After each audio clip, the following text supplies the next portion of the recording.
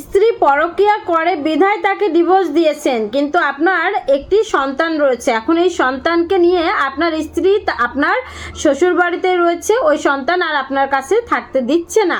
এখন আপনারা জানেন যে আইন অনুসারে 6 বছর পর্যন্ত সন্তান কিন্তু মায়ের কাছে থাকার বিধান, কিন্তু আদালতে আপনি যদি গার্ডিয়ানশিপের অভিভাবকত্বের মামলা দায়ের করার পরে এটা প্রমাণ করতে সক্ষম হন যে ওই সন্তান 6 বছর হলেও মায়ের কাছে থাকবে না, কারণ ওই মা পরকীয়া করে এবং পরকীয়ায় আসক্ত, এবং যেখানে সে বিয়ে করছে অন্য সংসার করবে সেই সংসারে ওই সন্তানের বেনিফিট হবে না। আসলে আদালত দেখে বেনিফিট অফ চাইল্ড।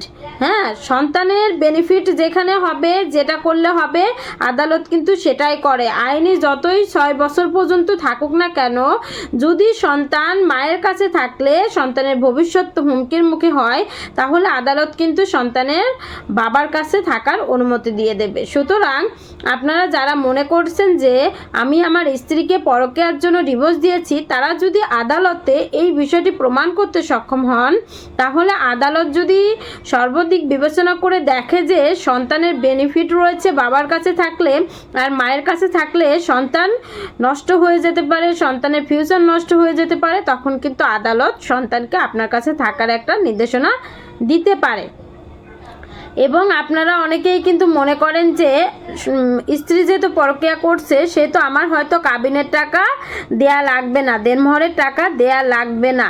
এই জন্য কিন্তু অনেকেই আবার মনে করেন যে আমরা ধাপে ধাপে কাবিনের টাকা দেব, এই ব্যবস্থাও করেন। হ্যাঁ, তাদের উদ্দেশ্যে বলি যে ডিভোর্সের সাথে কিন্তু কাবিনের কোনো দেনমোহরের কোনো সম্পর্ক নেই। হ্যাঁ, এক্ষেত্রে আপনি যদি চান দেনমোহর কিস্তিতে কিস্তিতে পরিশোধ করতে, তাহলে কিন্তু স্ত্রী যখন দেওয়ানি আদালতে পারিবারিক আদালতে দেনমোহরের জন্য মামলা দায়ের করবে, তখন কিন্তু আপনি ওই মামলায় যদি আদালতকে প্রমাণ করতে পারেন, আদালতকে বোঝাতে পারেন যে আমার সামর্থ্য নেই এই 5 লাখ বা এত পরিমাণ টাকা একবারে দেওয়ার, এই জন্য আমি কিস্তিতে কিস্তিতে পরিশোধ করতে চাই, তাহলে আদালত কিন্তু আপনার প্রমাণে যদি আপনার বক্তব্যে যদি সন্তুষ্ট হয়, তাহলে কিন্তু কিস্তিতে আপনার এই দেনমোহরের টাকা পরিশোধ করার সুযোগ রয়েছে।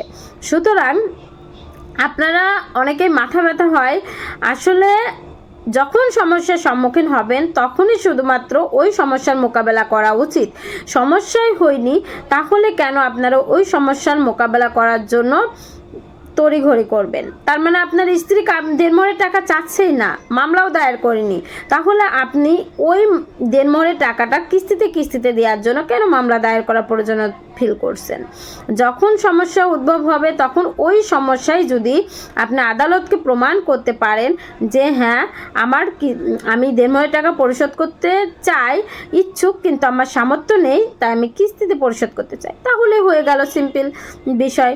আর যদি আপনারা অনেকেই কিন্তু স্ত্রী যখন আপনাদের বিরুদ্ধে মামলা করে থাকে, তখন আপনারা কিন্তু অনেকেই বিদেশে অবস্থান করেন এবং ভাবেন যে মামলা সব কিছু ডিসমিস হবে, শেষ হয়ে যাবে ঝামেলা, তারপরে আপনারা দেশে আসবেন। তারা কিন্তু মহা বিপদে পড়বেন, কারণ মামলা কিন্তু একতরফা রায় হয়ে যেতে পারে।